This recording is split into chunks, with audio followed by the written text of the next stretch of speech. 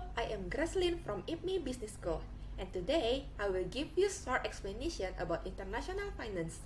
But before we discuss about international finance, we need to understand the basic principle of financial management. So, what is financial management? It is the activity of planning, organizing, and controlling companies' financial activities. Part of it is through investment or the so-called capital budgeting. Capital budgeting is used to evaluate companies' value. When doing capital budgeting, there are four aspects that we need to take a look. First is the payback period, which is the number of years to recover original investment. Second is NPV, or the present value of future cash flow generated from the investment. Third is the IRR, which is the rate of return when NPV is zero. And also profitability index, or PI, the ratio between present value of all future cash flow and initial cash outflow of the investment. We also need to understand the money value, both present and future, and understanding the risk-return theory. The more return we expected comes with high risk. Next, understanding the firm and principal agent problem as the agent represents and acts on behalf of the principal. There are three theories to be noted, which are signaling theory, adverse selection, and asymmetric information. Problems arising caused by principal-agent theory are first, conflict interest. Principal and manager want different interests for the company.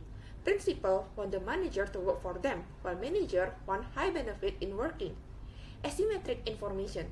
Manager has more information compared to the principal. And lastly is moral hazard. Everyone work for their own benefit.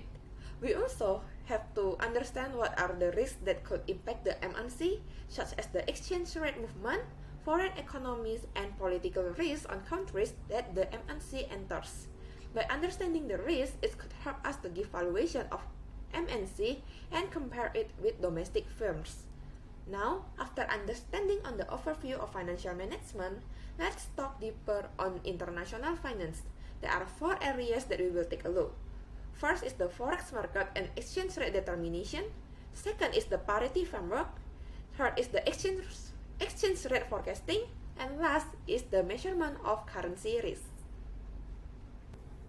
Now, let's take a look at the first part. Forex market is the institution to exchange one's currency to another currency. For example, I trade my rupiah to dollars. There are four markets to do forex transaction. First is spot market for immediate exchange. If today's rate for dollar rupiah is 15,000 per dollar, then the spot rate is 15,000. Forward market is we do the transaction today, but buy or sell in the future. So we lock the exchange rate. So instead of paying 15,000, I can set the price to 16,000 forward rate, for example, then I will sell when the price reaches 16,000. Forward contract is we lock the price and date to make the action in the future. Last is the option market, where we are given position to buy or sell a specific currency and specific date. There are two options called put options and call options. Put options is the right to sell and call options is the right to buy. The factors that could affect the exchange rate is the supply and demand movement of currency for foreign and domestic, which is driven by the supply and demand for goods and services of the countries as well as the securities. On the left-hand side are the variables that could affect the supply and demand for the currency and domestic currency. Let's take of one example. If inflation happens to domestic country, the prices of domestic goods will increase, leading to people prefer foreign goods or demand of foreign goods increases. To buy the foreign goods, people will exchange their money to foreign currency. The more people exchange their money, demand of currency will increase and affect the currency exchange rate to increase. Another example, if government A increase the interest rate, it will attract foreign capital to invest in the country A, leading to demand of currency A increase and followed by the increase in currency exchange rate. When doing foreign exchange transaction, there's an activity called arbitrage in order to gain profit with less risky strategy. There are three types of arbitrage. First is locational arbitrage done in two countries. Second is triangular arbitrage done in three countries. And lastly, the covered interest arbitrage by taking advantage of interest rate differential. Interest rate differential is driven by three factors: interest rate parity, Fisher effect, and international Fisher effect. RIP equal to differential between forward exchange rate and spot exchange rate that is called premium. Fisher effect is the theory that describes the relationship of inflation and real interest rate. The real interest rate is the nominal interest rate minus the expected inflation rate.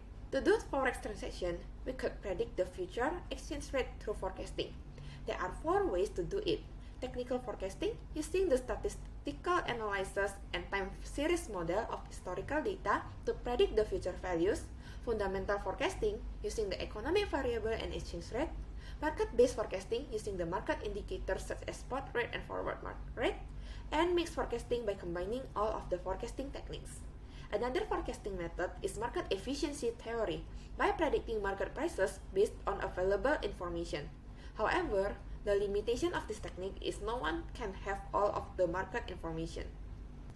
So we have learned about what is foreign market and how we can do transaction to gain profit in the foreign market using the arbitrage and forecasting method.